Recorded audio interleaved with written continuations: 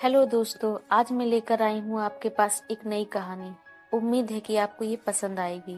एक बार की बात है, एक छोटे से गांव में एक गरीब किसान रहता था। वह बहुत ही मेहनती और ईमानदार था। वह दिन रात काम करता था और अपनी पत्नी और बच्चे का पालन पोषण करता था। एक दिन की बात है, किसान अपने खेत में काम कर रहा था। तभी उसे एक बूढ़ा आदमी दिखाई दिया। बूढ़ा आदमी बहुत थका हुआ और भूखा लग रहा था। वह बूढ़ा आदमी बहुत ही परेशान और भूखा सबके दरवाजे पर देख रहा था, मगर किसी ने उसे खाने के लिए नहीं दिया। किसान ने बूढ़े आदमी को अपने घर ले गया और उसे खाना और पानी दिया। बूढ़ा आदमी किसान के घर जाकर भर पेट खाना खाया और आराम किया।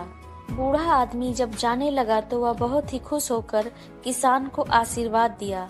बूढ़े आदमी ने कहा, तुम बहुत ही दयालु और ईमानदार हो। मैं तुम्हें एक आशीर्वाद देता हूँ।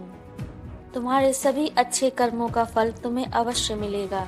किसान ने बूढ़े आदमी के आशीर्वाद के लिए धन्यवाद दिया। कुछ दिनों बाद किसान अपने खेत में काम कर रहा था। तभी उसे एक खजाना मिला।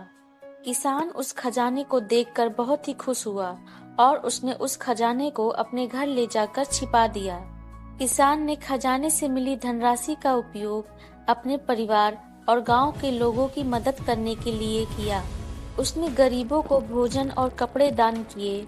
उसने गांव में एक स्कूल और अस्पताल बनवाया। वह गांव के लोगों के बीच बहुत ही सम्मानित हुआ और लोकप्रिय हो गया। तभी एक दिन बूढ़ा आदमी फिर से किसान से मिलने के लिए आया। बूढ़े आदमी ने कहा, तुमने मेरे आशीर्वाद का पालन किया और गांव वालों की सेवा की। तुम्हारे सभी अच्छे कर्मों का फल तुम्हें मिल गया है।